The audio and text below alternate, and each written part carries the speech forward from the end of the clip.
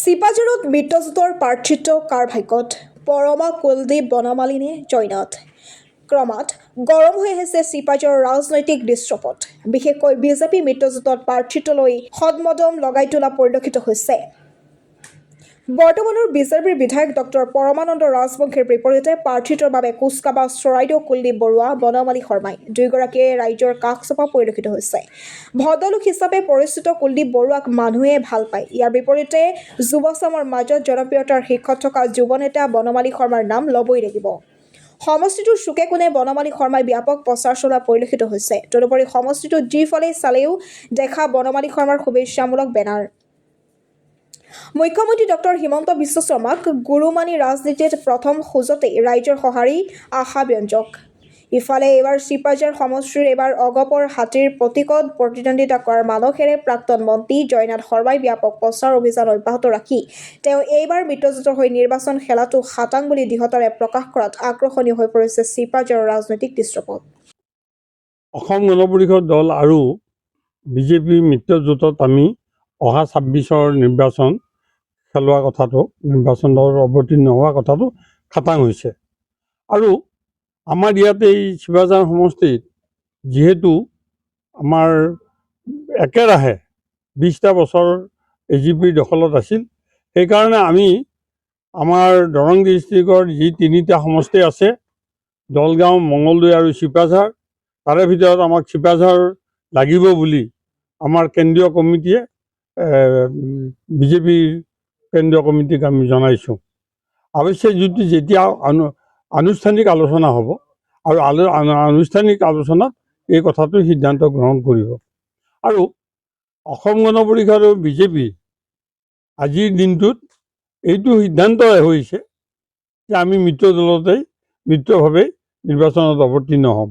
আৰু আমাৰ দলৰ এইটো সিদ্ধান্ত হৈছে অসম গণ পৰিষদক চিপাঝাৰৰ সমষ্টিটো এইবাৰ দৰং ডিষ্ট্ৰিক্টত আমাক লাগিব হলেও আপুনি টিকেটৰ ক্ষেত্ৰত কিবা এটা ইংগিত পোৱা বুলি বহুতে চৰ্চা কথাটো চাওক অসম গণ পৰিষদৰ কথা এইটো থিৰাং কথা আমি প্ৰত্যেকখন জিলাত য'ত জিকাৰ সম্ভাৱনা আছে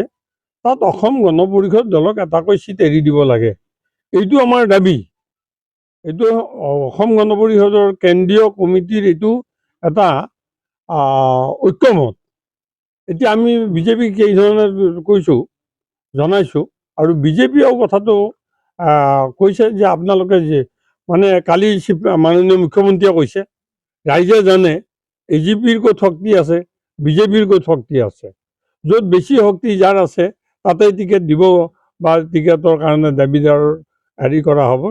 বিবেচনা কৰা হ'ব এইটো কথা যোৱাকালিও তেখেতে কৈ গৈছে আমি অসম গণ পৰিষদৰ তৰফৰ পৰা আমি এতিয়া দেখিছোঁ যে আমাৰ কেইবাটাও সমষ্টিত গোটেই অসমৰ ১২৬টা সমষ্টিৰ ভিতৰত কেইবাটাও সমষ্টিত য'ত আমি সৰ্বমুঠ আমি ৮৫টা অসমৰ ১২৬টাৰ ভিতৰত অসম গণ পৰিষদ জন্ম হোৱাৰ পিছৰে পৰা ৮৫টা সমষ্টিত আমি জয়লাভ কৰিছোঁ দলগাঁৱতো আপোনালোকে জানে দুবাৰ কৰিছোঁ মঙলদৈত দেখিছে দুবাৰ কৰিছোঁ কালাগাঁৱত আমি ৩বাৰ জিকিছোঁ গতিকে আমাৰ গোটেই প্ৰাৰ্থীবিলাক সলনি হ'ব পাৰে গোটেই অসমতে আমাৰ য'ত আমাৰ সংগঠনৰ ভেটিটো মজবুত তাতে আমি অহা নিৰ্বাচনত আমাক টিকেট লাগে বুলি আমি দাবী দিছোঁ চাওক আপোনালোকে দেখিব যি সময়ত কংগ্ৰেছৰ চৰকাৰ আছিল সেই সময়তো আমাৰ এই যি 4খন নতুন পঞ্চায়ত চিপাঝাৰ সমষ্টিত হৈছে তাত পঞ্চায়ত আমাৰ অসম গণ পৰিষদ দলৰ দখলত আছিল গতিকে আমাৰ এই 4খন যি নতুন পঞ্চায়ত সোমাইছে চিপাঝাৰত অন্তৰ্ভুক্ত হৈছে ডিলিমিটেশ্যনৰ পিছত এইকেইখন পঞ্চায়তত আমাৰ সাংগঠনিক ভেটিটো বেছি মজবুত যিকোনো খবৰ আৰু বিজ্ঞাপনৰ বাবে যোগাযোগ কৰক 7896121996